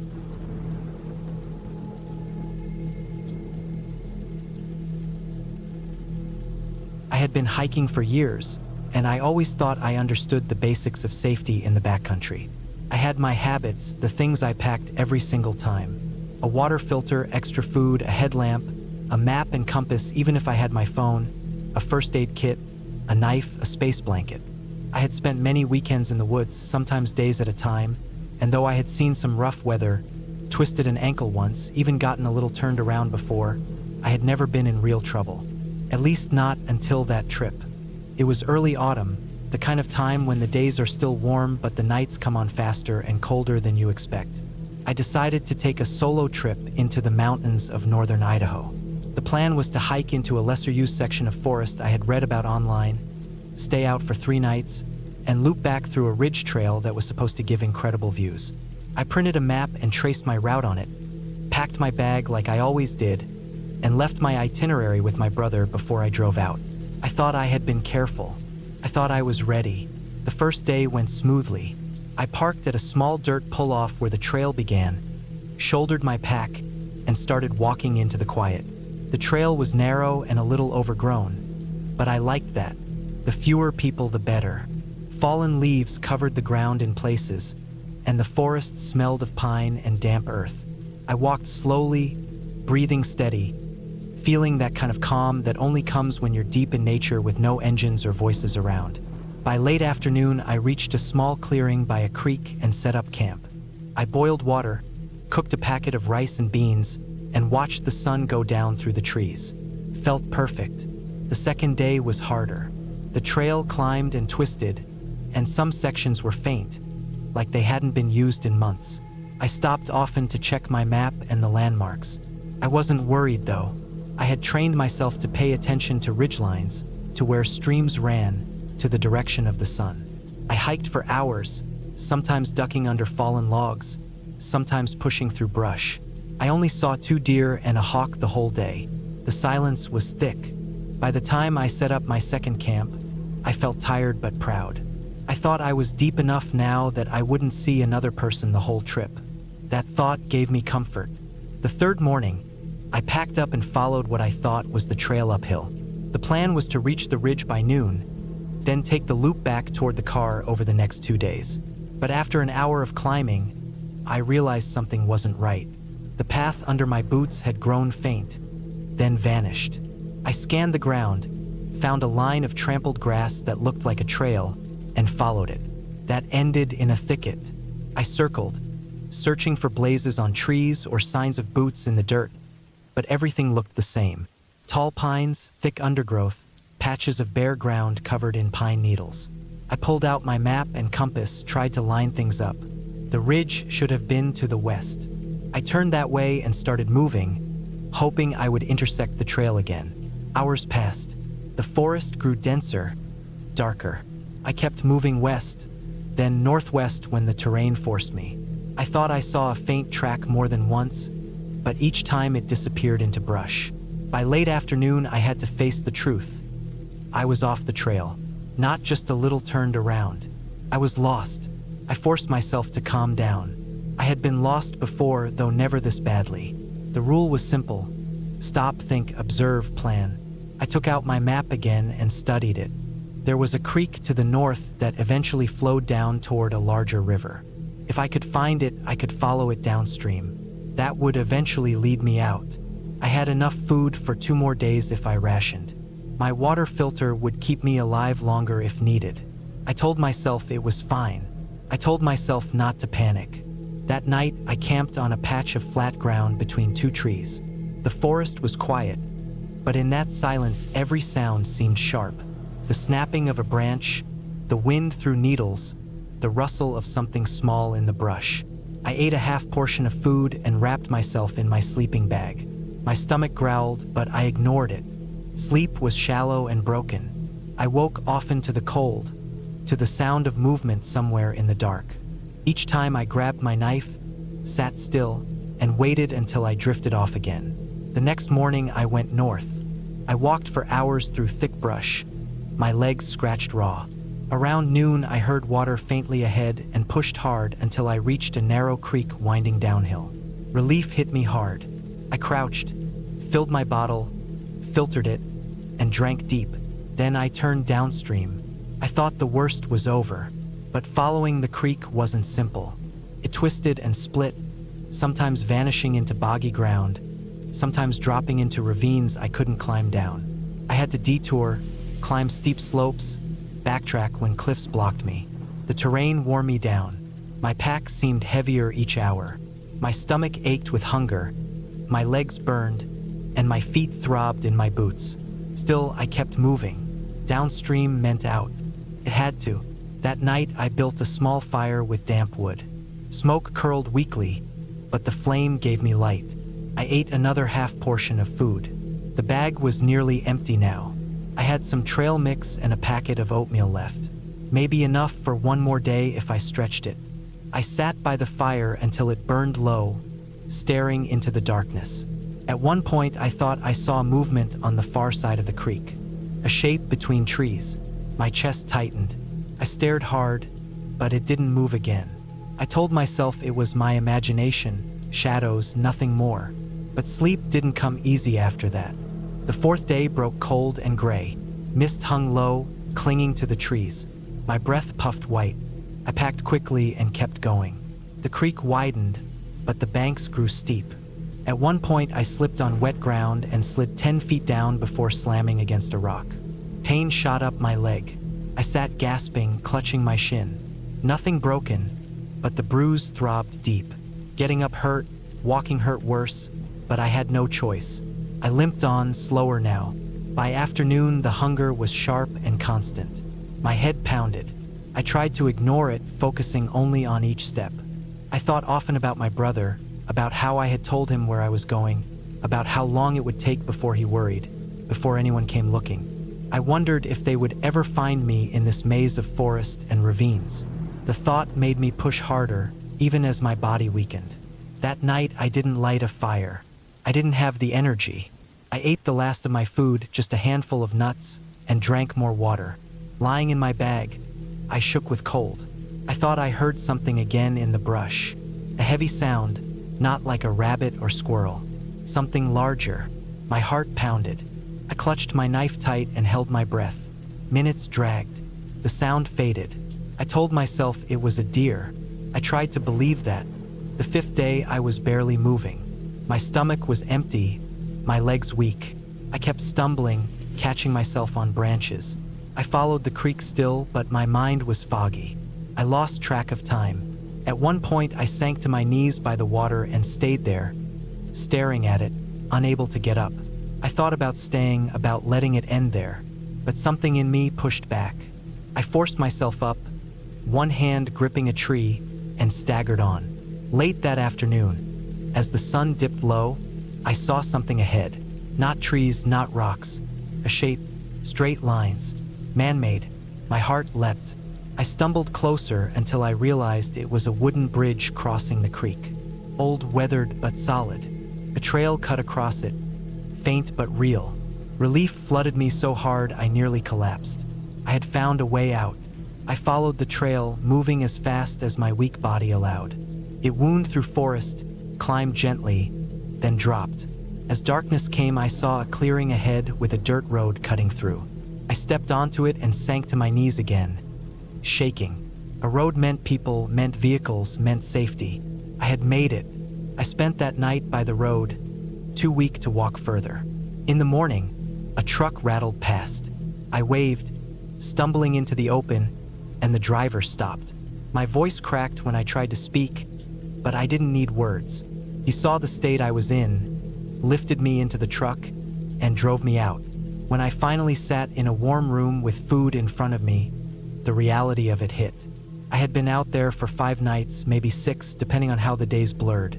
I had been close to breaking, closer than I had ever imagined I could be. And it had happened so quickly. One wrong turn, one faint trail, one mistake in judgment. That was all it took. Even now, months later, I can still smell the damp pine needles, still hear the creek rushing in the dark, still feel the ache in my empty stomach. I tell myself I was lucky, that it could have gone worse. I tell myself I'll never let it happen again. But sometimes at night, when the world is quiet, I remember the sound I heard out there in the dark, heavy and close, moving